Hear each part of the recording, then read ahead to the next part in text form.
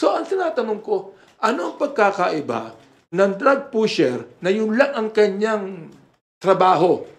Mahirap na tao ito na kumikita sa drugs para makakain sila. Anong pagkakaiba niyan sa pulis na pumapatay din ng drug pusher upang magkaroon ng pera? Kung bago ka lang dito sa NTPH, maaari bang makahingi ng isang like at subscribe? At huwag kalimutan pindutin ang notification bell para ma-notify kapag may ganito tayong upload. Salamat kabayan! Gagawin din po ba kayong ganong action in relation naman po sa criminal cases na connected po doon sa testimony ni President Duterte sa Senate? Well, nabanggit ko na, binanggit ko yung Republic Act number 9551, no? Na entitled noon, the Philippine Act on Crimes Against International Humanitarian Law, Genocide, and other crimes against humanity. Hindi kami magdidemanda eh.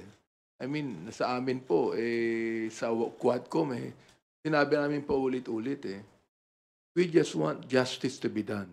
Bilang chairman ng Committee on Human Rights, we just want justice to be done. Now, naniniwala naman kami sa war on drugs Pinapaniwalaan namin yan Ayaw namin ng drugs sa Pilipinas Ayaw natin manatili ang mga drug laws sa Pilipinas. Pero, was it necessary to kill more than 20,000 people para lang ma-stop yung drugs sa ating bansa? No. Meron siyang tinabi na collateral damage. Collateral damage ba yung napatay na 3-year-old? Napatay na 9-year-old? Collateral damage ba si Kian Alejandro? O sinasabi nila, ilan ba ang napatay ng mga drug lords? Ilan ba? Oo. Sa data na kinuha namin sa Philippine National Police, wala pang 100 Ilan ang napatay ng mga drug pushers? Drug pushers na mga talagang mahihirap. More than 7,000. Ilan ba ang napatay ng mga drug users na dapat hindi patayin? Dapat rehabilitate. 440 people. Ngayon, yung ba collateral damage ba yun? Yung ba yung sinasabi ni Senator Bato na shit happens?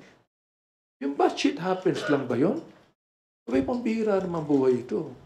Ano ba ibig sabihin ng shit? Baka hindi niya alam ibig sabihin ng shit sa American expression. Mura yun Di ba? Shit happens? Ganun lang ba yun? See that? So, ibig sabihin, kung walang accountable dito, ano mangyayari? Di ba? Sa amin, nais lang namin ang katotohanan mailabas dito.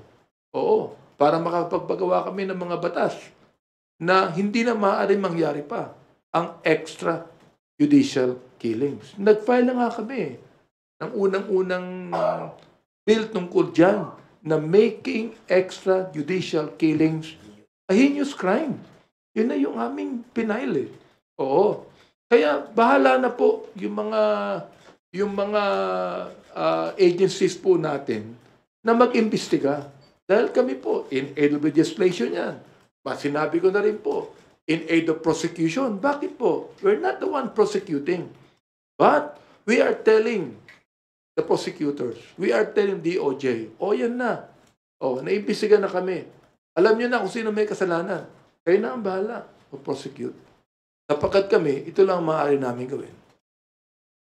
Ang maganda din doon sa briefly lang ang maganda sa nagiging investigation natin, na-expedite po natin yung pagpapile ng mga cases ng ating pong executive department. Like for example, tong sa preservation assets na we recommended na ma-preserve yung mga corporations like yung Empire 999, yung mga ganon, siyam yan. Na ngayon po, nag-issue na si Secretary Lucas Bersamin.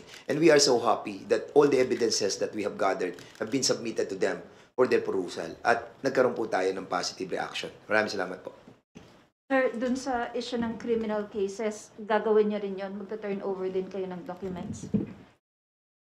Oh yes, pag hiniling po ng DOJ that we could turn over the documents, we will do it. Anyway, sinabi ko na rin naman na DOJ is always watching the Quadcom.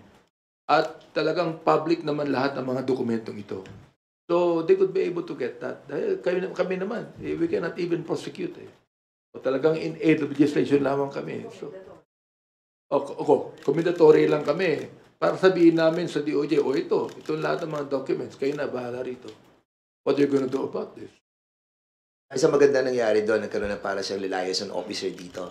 And lahat ng ginagawa namin, directly, immediately, are being taken action. Kaya, lahat na expedite. Ito ito talaga ang katotohanan. Ito, para sa malaman po ng taong bayan. Willful killings to, affected thousands of civilians.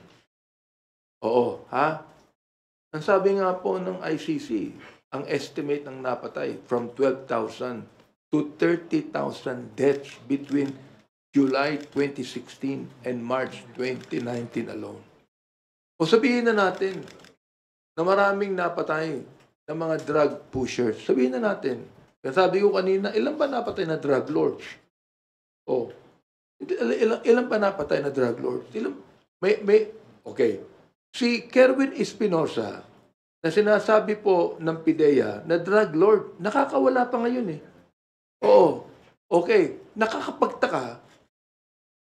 Yung former administration, lahat na dismiss ang kaso ni Kevin Espinosa. Ang tanong ko, bakit?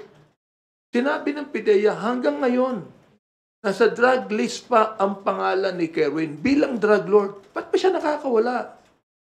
Kung talagang drug lord siya, hulihin na siya. Bakit andun siya nakakawala?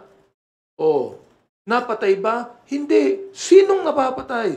Yung mga may hirap na mga tao na ang sabi po ng iba, kaya kami naging drug pusher, pulis din ang nagbibigay ng drug sa amin. Nakausap ko ang isang tao. Ang sabi niya sa akin ganito karamihan po daw ng mga drug pushers, pulis ang nagbibigay ng drugs.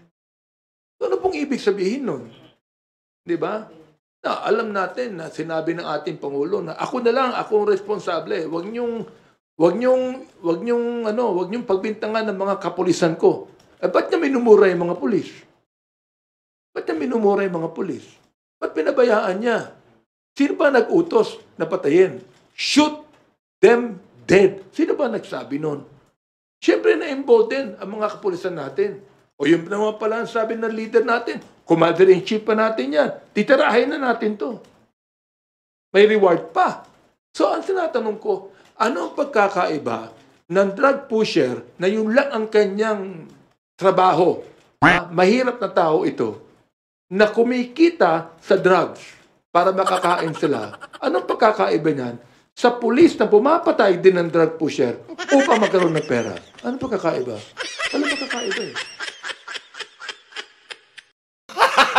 Gago! Thank you. Are you done with your questions, Tina? Yes, thank you. Okay, there's some testimony from